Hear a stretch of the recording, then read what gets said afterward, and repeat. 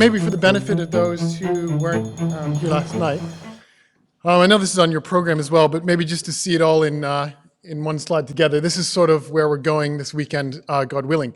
Last night we sort of had an introduction through the words of Proverbs 31, which we learned were actually the words of a mother that she had taught her son, and that she was showing this son that the true value and character of a virtuous woman is also reflected in the same, a virtuous man. And we looked at that chapter, realizing, brothers and sisters and young people, that really behind that chapter of an extraordinary list of actions that lady performs is actually an attitude. And that's the core relevant application of that chapter to all of us, brothers and sisters included. That God actually is calling men and women to have characters of integrity and driven by the fear of the Lord. And so we saw that the strength of all these women that we're going to look at actually comes back to, and we'll see this in our final study tomorrow, God willing, that all of these strengths of virtue and character that we see in the women, and especially Jehoshabeath this afternoon, actually comes from this driving, convicted fear of Yahweh in their life. And that means that these sisters that we're going to consider are people that we can actually relate to. I mean, we're going to consider Jehoshabeath this afternoon. It's very unlikely that any of us will be in a position like she was in, or Deborah in jail, or other sisters that we may come consider, like the Hebrew midwives. So sometimes you can look at these, just like brethren will look at characters like Joshua and feel, well, how do you relate in some ways to being at the front of an army with a sword and leading the victories of Yahweh? But really, all of these lessons are just to drive home, what's driving this character? What's behind this attitude, this woman's faith? And it's her fear of Yahweh. So we're going to keep coming back to that and try and take lessons from them. I'll just kind of like a little disclaimer first for this study. It's going to be a little bit different because almost half of this study is painting the background to this sister, Jehoshabeath.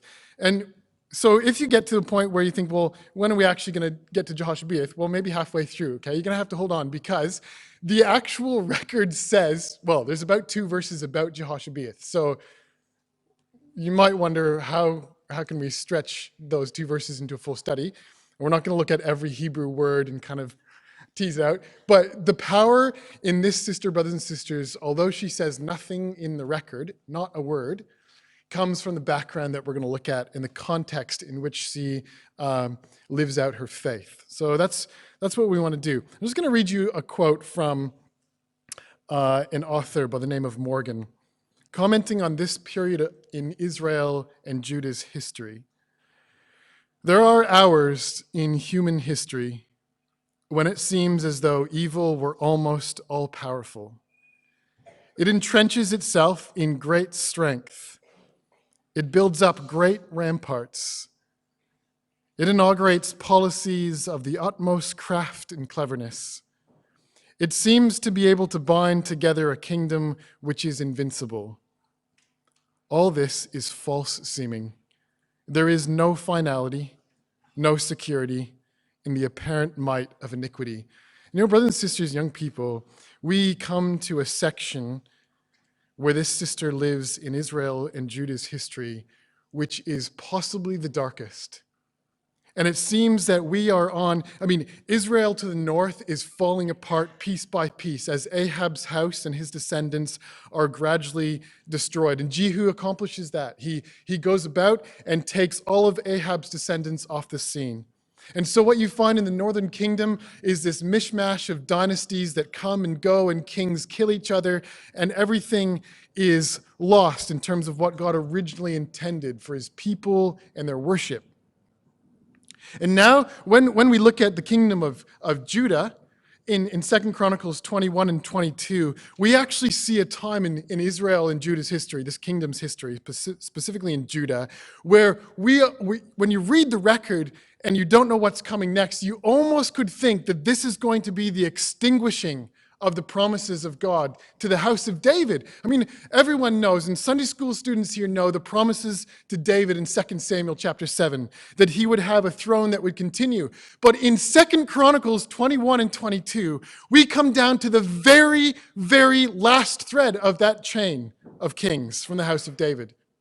So much so that you almost think when you read this chapter that, well, this is it. This is the end. And I actually think we've got to put ourselves in the minds of the last few faithful men and women of this time and realize that they were watching this.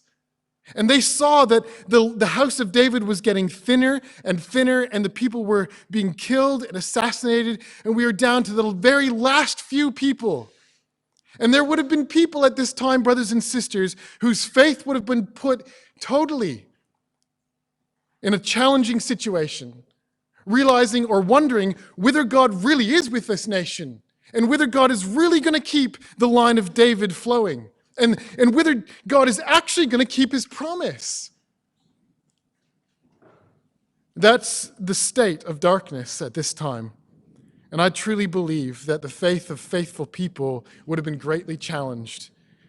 How do you hold on to the promises of God in a time when it looks like they're falling apart? And literally, brothers and sisters, literally, you're seeing people being assassinated that are from the house of David. And together with that, you're trying to reconcile, but God's made promises through this house. So what's he going to do? Is he going to let them all fall apart? What we see is an extraordinary story of redemption of that line.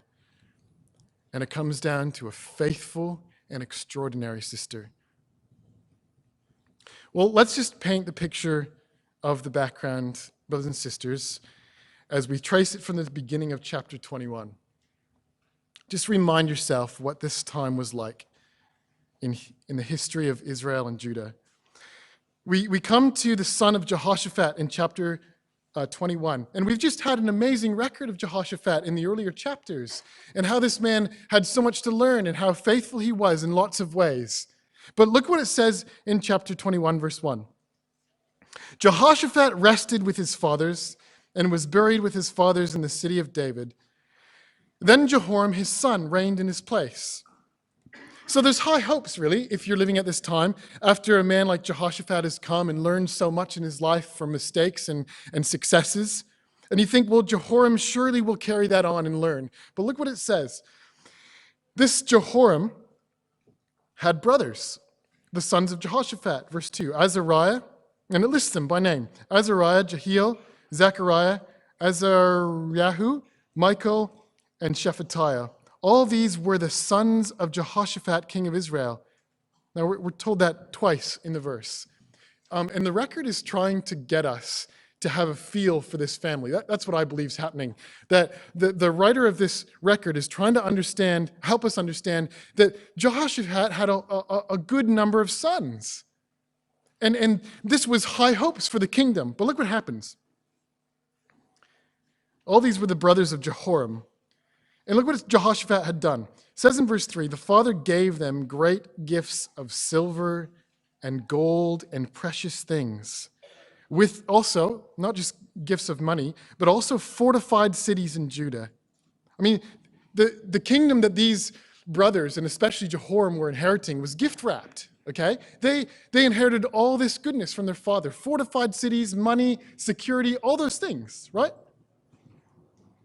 But it says of Jehoram, at the end of verse 3, he gave the kingdom to Jehoram because he was the firstborn. Now, if you're a firstborn out there, young people, brothers and sisters, you might think, well, yeah, that makes sense. The firstborn gets the kingdom, and the other brothers get a present as well. Okay, they get little prezzies on the side, some money, some fortified cities that they might look after. But the firstborn, which is congruent with how things normally worked, definitely gets the kingdom. You would think if you're Jehoram, well, that's great. I've been set up for my father. I've inherited all of this. I really haven't worked for it. My brothers are happy. They've had a cut as well, and I get the most. Perfect. Perfect setting for an establishment of a spiritual leadership in the nation. But verse 4, we know, is an extraordinary verse. Now, when Jehoram was established over his kingdom of his father, he strengthened himself and killed all his brothers with the sword. And not only that, and also others of the princes of Israel. So it wasn't good enough for Jehoram. This is an extraordinary thing. And this is the extent to which power will make you go. Jehoram is perfectly set up. His kingdom was established. And now, as soon as he is there, driven by a jealousy and an insecurity, he kills all of his brothers and doesn't even stop there. He kills all of the other successful princes in Israel at that time.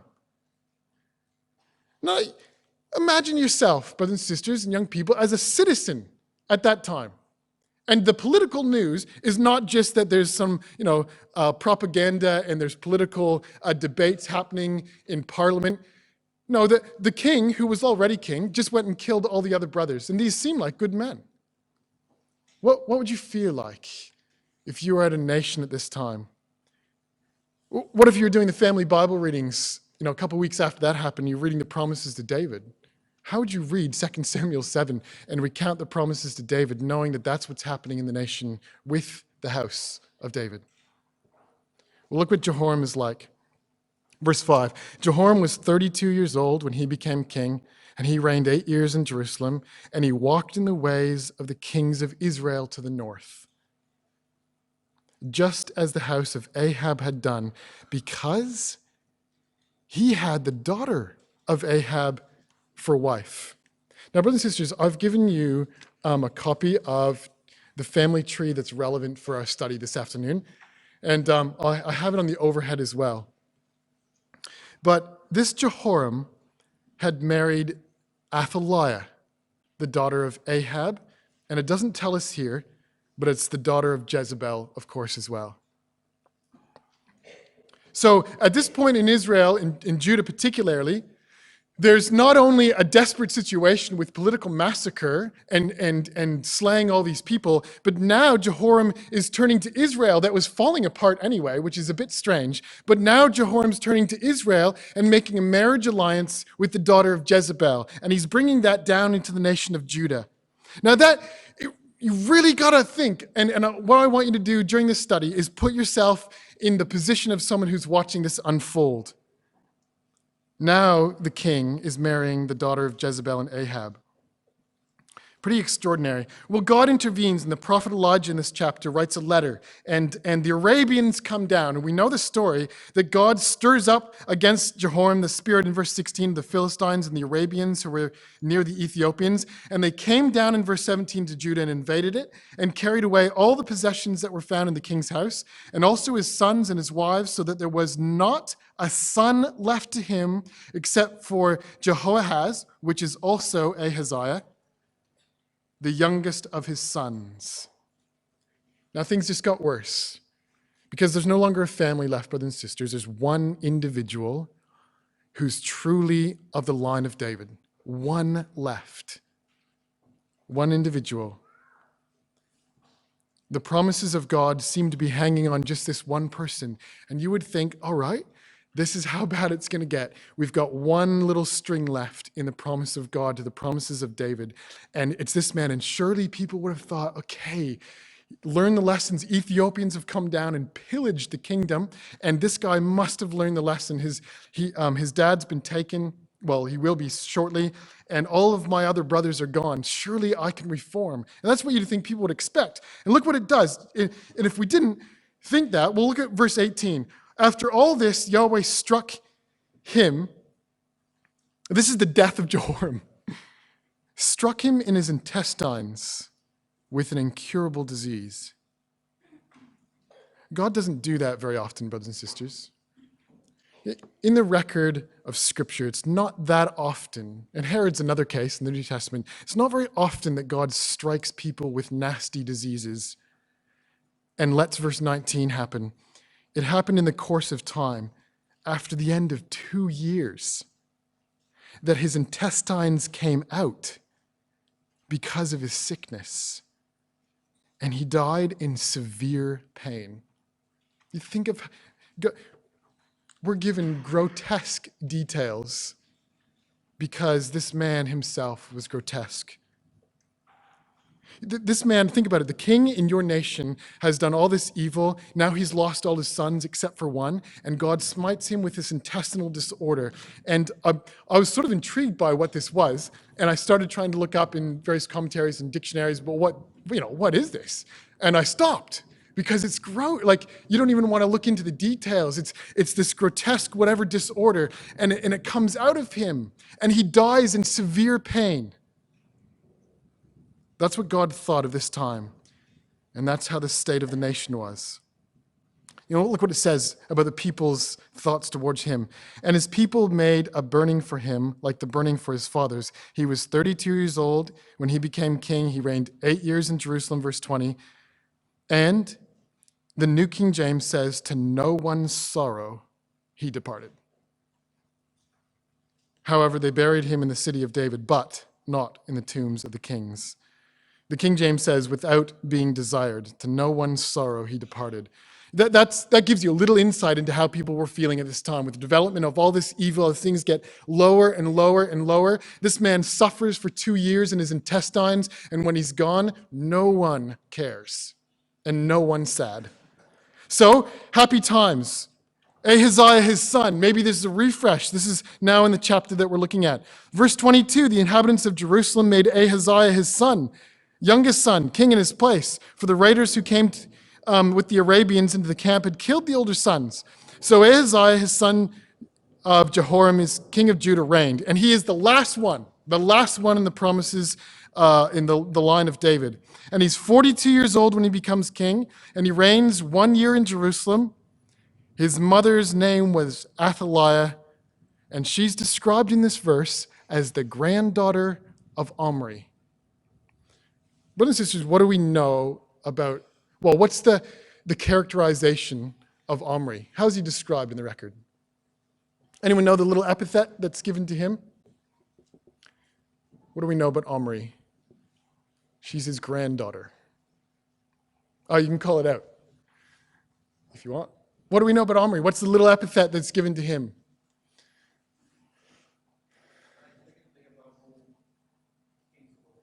Yeah, absolutely. He was the worst yet. And we're pointed out that this Athaliah is the granddaughter of Omri. So you've got a king on the throne now whose father was so wicked he killed all his brothers, and he died of an intestinal disease, and they came out and he died in severe pain. And your mother is Athaliah, the granddaughter of Omri, who was the worst yet. And your king. Look what it says. Verse 3. He also walked in the ways of the house of Ahab, for his mother advised him to do wickedly. Brothers and sisters, if you ever want a classic contrast to Proverbs 31, it's 2 Chronicles chapter 22, verse 3. Same situation. You think about the contrast to last night. Here is the advice of a mother in Proverbs 31 that she caused her son to memorize and recite.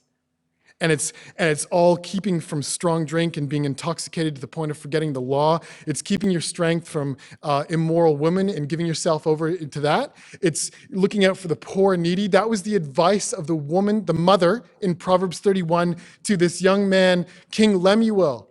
Now, brothers and sisters, you think about the contrast between a good mother's advice and a foolish mother's advice, and the difference that can make in an individual. His mother advised him to do wickedly. And brothers and sisters, that gives us a good little insight into the fact that mothers absolutely are influential in the king's record. And we know that, but also elsewhere through the scriptural record.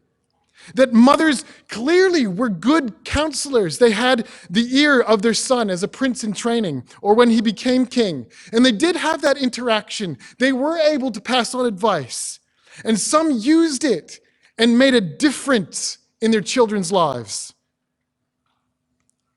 Some for good and some for evil. Look at verse 4. Therefore he did evil. Therefore, because of his mother's advice, therefore he did evil in the sight of Yahweh like the house of Ahab, for the whole house were his counselors after the death of his father to his destruction. And he followed their advice And he makes an alliance with the house of Ahab. And we're told that Jehu finds out about this in verse 8. And it happened when Jehu was executing judgment on the house of Ahab in Israel, and found the princes of Judah and the sons of Ahaziah's brothers who served Ahaziah, that he killed them. So he kills his relatives in verse 8. And he searched for Ahaziah himself, and they caught him. He was hiding in Samaria, and brought him to Jehu. And when they had killed him, we don't even know how they did it. It's just done. When they'd killed him, they buried him, because they said he is the son of Jehoshabeath, who sought Yahweh with all his heart. So, brothers and sisters, here's the key verse. So the house of Ahaziah had no one to assume power over the kingdom. Now, this is it. This is where brothers and sisters, in times of distress, looking for signs of God at work, begin to have their faith shaken.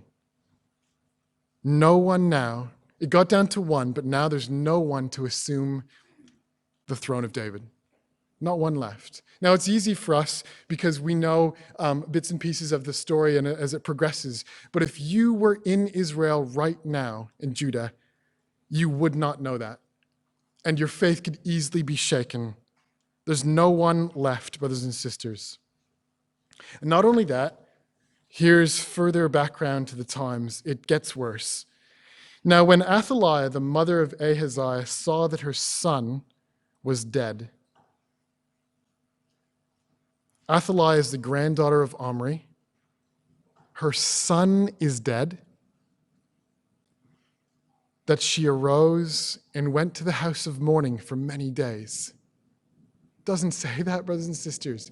There's not even a slight hint of a sniff of sorrow.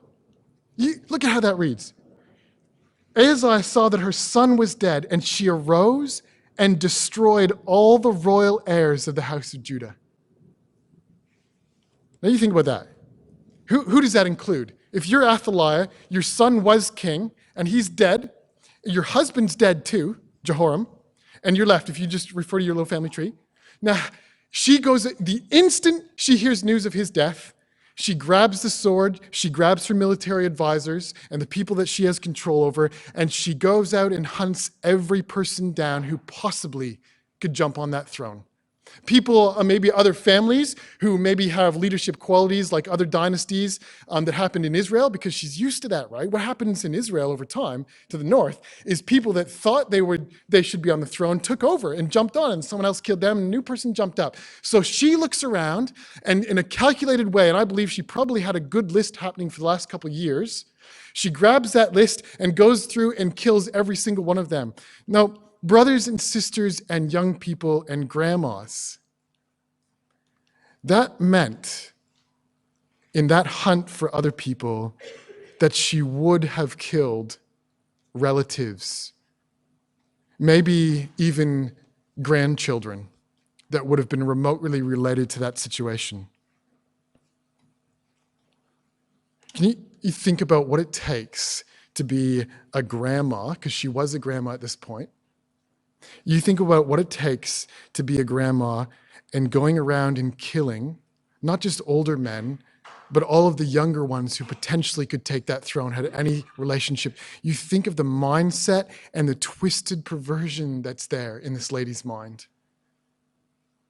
And I believe, brothers and sisters, that she was the type of person that had the big table out and had all her advisors and had a big family tree.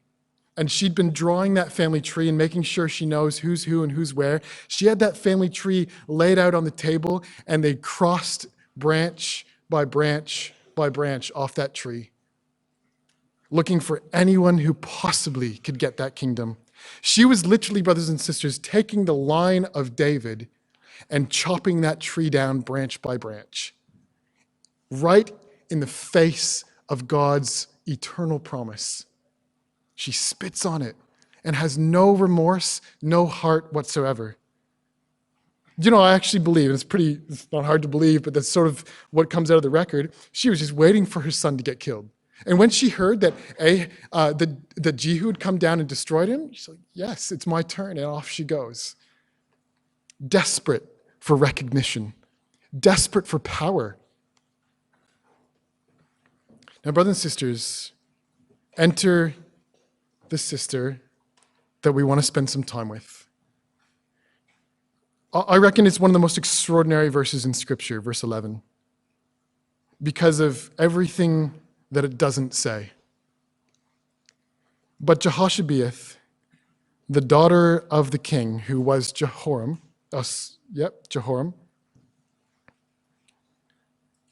who was dead, and he'd watched him die for 2 years, took Joash, the son of Ahaziah, and stole him away from among the king's sons. Now listen. From among the king's sons who were being murdered. It was still happening. And Athaliah was still going. This wasn't something that just happened in an afternoon. She had all her men go out and done. This is something that took time and cold, calculated planning of where will that person be at this time and where have they gone and traveled to? We're going to hunt them down. And while they were being murdered, Jehoshabeath takes Joash, almost a newborn, and steals him away and puts him in his nurse in a bedroom. So Jehoshabeath, the daughter of King Jehoram, the wife of Jehoiada the priest, for she was the sister of Ahaziah, hid him from Athaliah so that she did not kill him. Now, brothers and sisters, here's our family tree that you've got in front of you. And tonight, the power of this sister comes from her family tree, the power of the lessons that we get from her. You look at that, and if you can't see it, it should be on that handout. And maybe if you don't have a handout, does everyone have one? Okay, all right, good, all right. Let's just stop for a second and make sure we got this family tree as good as we can understand from the scriptural record. Okay, I'm just going to go away from here. Is that okay? All right. Have a look at the family tree and just soak in what we're being told, right?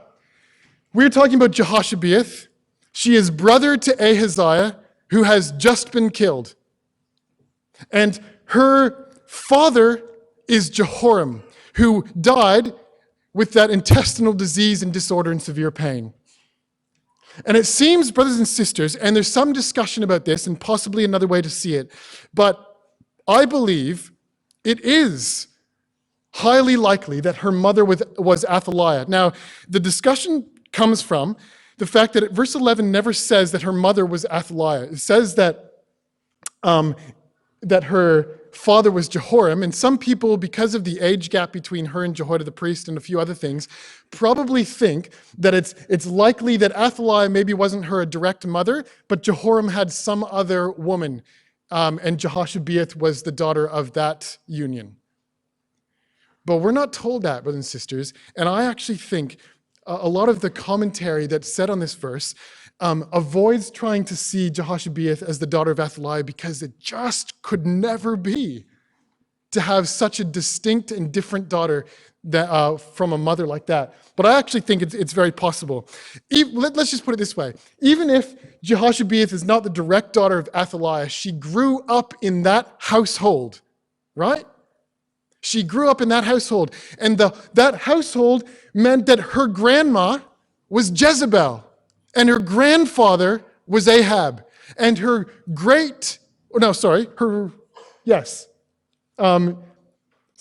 her great-grandfather was Omri. Okay, I get confused with family trees, but hopefully this keeps it clear. You think about that. This is your family tree that you're coming from, at least as close as we can get it. You have a father, Jehoram, a mother, Athaliah, grandmother, Jezebel, great-grandfather, Omri. Now that is an extraordinary place to come from, an extraordinary tree to follow on from. Brothers and sisters, that's made a little bit more important when we look at the summaries of these people. You think about the people on this family tree. This is where you're coming from. This is where you grew up in and the people you had to do with. Your great-grandfather Omri was described in the record as the worst yet. Your grandfather Ahab was a murderer of innocent people. Your grandmother Jezebel was a murderer of innocent people and a leader of false worship and Baal worship. Your mother was a grotesque murderer with no heart. And your father had murdered all his brothers. And your husband was going to be a priest who during all that time as well had stayed apart and been faithful to Yahweh. And I believe, brothers and sisters, this is a pretty extraordinary marriage between these two people. And we're not going to spend a lot of time on Jehoiada, but he is an amazing counterpart to this amazing woman. And it'd take a whole other study just to go into him and how they work together in this amazing Proverbs 31 fashion. But these are two people that had stayed away from the grotesque things that were happening at this time. And they found each other and were married, and they made a great change in the nation. But that's your family tree. And your brother himself had done wickedly, and he was murdered. Now, brothers and sisters, it begs the question in young people, and we've seen so many times in Scripture that even though you have a terrible family background, and maybe your family isn't in the truth, or some of them have left, or some of them, like for Jehoshabeath, it was pretty extraordinary. Not many, I don't think anyone, well, no one would have a family tree like this, all right? We know that. But that's extraordinary. But you know, this woman, one of the great lessons that comes out from her is that she acts and is governed by a faith completely despite her family tree. Of all people in Scripture, I believe, she could have been a young lady who could have totally given up because of her family circumstances. And that could have been a massive excuse and almost justifiable. How could you ever go out on a limb in the context of this family tree with an influence like Jezebel as your grandmother, and an influence like Ahab as your granddad, and Omri as your great-granddad, and Athaliah as your mother? And this is extraordinary. But saying nothing in the record, she comes to the fore and takes part in an enormous act of faith. Brothers and sisters, let's just spend one little bit of time thinking about the extraordinary act of faith this was. Verse 11, Jehoshabeath, the daughter of the king, took Joash, the son of Ahaziah. Now, if you remember, just a couple verses earlier, we'd just been told that Ahaziah had no one to succeed the power of the throne. Do you know why it says that? There was someone, but it says that because the only one who could was like still almost a newborn baby. And everyone else from that point forward was being killed. And this young boy is stolen away, hardly 1 year old. And she takes him while everyone else is being murdered. Now, can you imagine what that would have been like for Jehoshabeath to do this type of thing? Brothers and sisters, get in your mind who you're dealing with as Jehoshabeath. Your mother is on a manhunt.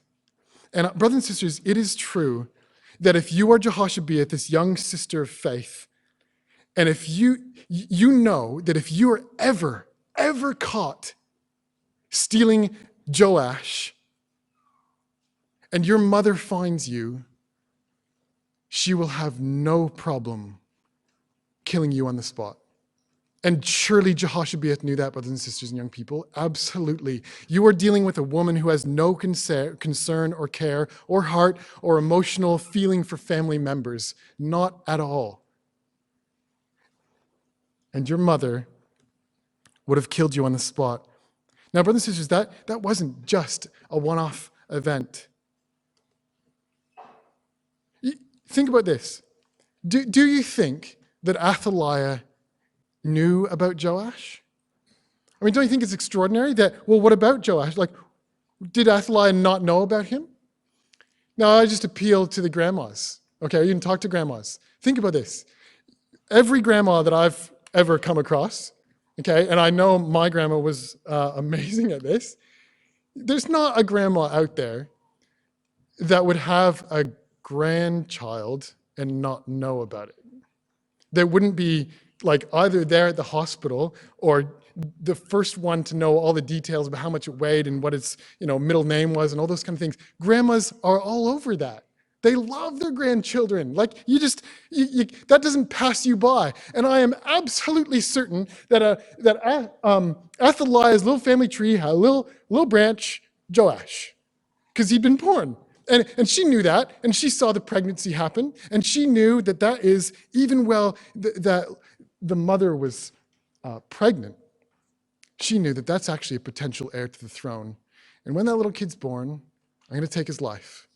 She had that all planned. There's no doubt, brothers and sisters, that she was all over this. So that means that as Jehoshabeath stole that little boy away, you know absolutely for certain that your mother knows that there's one who wasn't crossed off the list, and it's Joash, and he's still out there. And I just wonder what was going through the mind of Athaliah and also Jehoshabeath. You know that this isn't just a nice, easy stealing away. He was being sought for. And you know that, brothers and sisters, she hid this little boy while Athaliah reigned for 6 years. Now, I reckon that is an extraordinary thing to think about today. Inspiration for faith comes from those who have gone before, who have been in circumstances that we can think about and weigh up and be impressed by where their conviction led them and what they did. And brothers and sisters, you think if you were Jehoshabeath for 6 years with a mother like Athaliah, how frightening that would be, and how much conviction and absolute faith in God that would take. Do you know, you think about the logistics of this. If there was any hint to Athaliah that Joash was still around the place, she'd be all over it. And you just imagine that if you as Jehoshabeath came in one afternoon to the queen's quarters and you had a little bit of baby sick on your shoulder, that she would have seen that a mile away. Because all the time in Athaliah's mind, she knew that something was a bit funny, that little branch on the family tree that she never really got to cross off never really showed up. And don't you think that maybe Athaliah would have been suspicious of faithful people like Jehoshabeath at that time? There's no doubt she would have known that Jehoshabeath was not in the same mindset and mind frame as her, in the same household. Don't you think that Jehoshabeath, brothers and sisters, would have had a hard time for 6 years with that unnamed nurse hiding him? And it says that she was hidden in the house of God for he was hidden with the nurse in the house of God for 6 years. Don't you think, really, the house of God is the best place because Athaliah had nothing to do with the house of God, partly, and we'll see actually she did. But Athaliah, maybe the last place she would go looking is the house of God. It was in ruin at this time anyway. So, but don't you think that maybe Athaliah was a bit more clever to look out and keep an eye out for possible... What if Athaliah was near the house of God, or one of her spies or henchmen was, and they heard crying from this little... when he comes out, this is a young boy. He had been, since a little baby, for 6 years, grown up 1, 2, 3, 4, 5, 6. In his 7th year. Don't you think that someone might have heard this little boy crying in some remote room hidden away in the house of God? What did they do with all the nappies and getting food in there for 6 years? How did they do that? How do you maintain a faith for fear of your life for 6 years that at any point you could have been discovered and found out and killed on the spot, you and your nurse? How do you handle that? How do you have such conviction, brothers and sisters? How does this sister trust in God so fervently? Do you know, we might think, and I did when I first started looking at this record, that the house of God was a very safe place, especially from Athaliah, but it's not, brothers and sisters. I want you to have a look at detail in chapter 24. And this is a relevant detail to bring out the real power of this woman and her faith. Chapter 24, we know that later on, Joash, when he's 7 years old, he becomes king. So his whole life growing up was in that temple. He's 7 years old, verse 1 of chapter 24, and he reigns 40 years in Jerusalem. Now, what we do know is that in verse 4, it happened after this that Joash set his heart on repairing the house of Yahweh. Now, okay, so after 7 years, you're released from the house. You were brought up in the house of the Lord. That's how you were saved from other people. That's how you were hidden with a nurse and Jehoshabeath. And this is where you grew up. So the first thing that his heart is connected to is the house of Yahweh, because he'd lived there for 7 years. That's where he grew up. That was his nursery in hiding. And he wants to repair it. Do you know why he had to repair it, brothers and sisters? Because someone had broken into the house of Yahweh and ripped it apart. And that someone is described in verse 7. For the sons of Athaliah, that wicked woman, had broken into the house of God and had also presented all the dedicated things of the house of Yahweh to the Baals. So you see this, brothers and sisters, just when you think that, wow, the house of Yahweh was a really safe place for Jehoshabeath to hide for all that long time, this little boy, it was not. People were not opposed to breaking in. And those sons of Athaliah, driven probably by her greed and corruption, were not above breaking in to the house of Yahweh. So maybe, just maybe, brothers and sisters, for that 6 long years, you also would have been in fear of Athaliah breaking into that house once again and stealing the things that maybe they didn't get the first time and suddenly coming across this little boy. You think about he learned to walk in the house of Yahweh with that nurse and Jehoshabeath. He learned to speak. He learned everything from Jehoshabeath and that nurse over 7 years of his childhood. You think of all the enormous development that happens between the ages of 0 and 7. All of that happened in secret, in hiding with this woman. That's a pretty amazing thing. And brothers and sisters, let's just stop and ask a little question.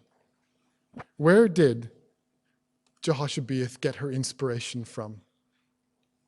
That's a good question, because this is an extraordinary time, an extraordinary situation. How is it that you get a woman with this family tree showing up at this time when all hope of God's promises seem to be on a knife edge and maybe even lost, and you're there stealing away the last possible thread to the promises of God, and you hide it for 6 years? Where did she get her inspiration from? Well, brothers and sisters, there's a beautiful example that had gone before her. I really want you to notice this, and worth marking in for remembering in the future how powerful examples of faith inspire others. I believe, brothers and sisters, she got an enormous conviction and help in her faith from the prophet Obadiah. Can you come to where we're told about the prophet Obadiah? This is 1 Kings chapter 18.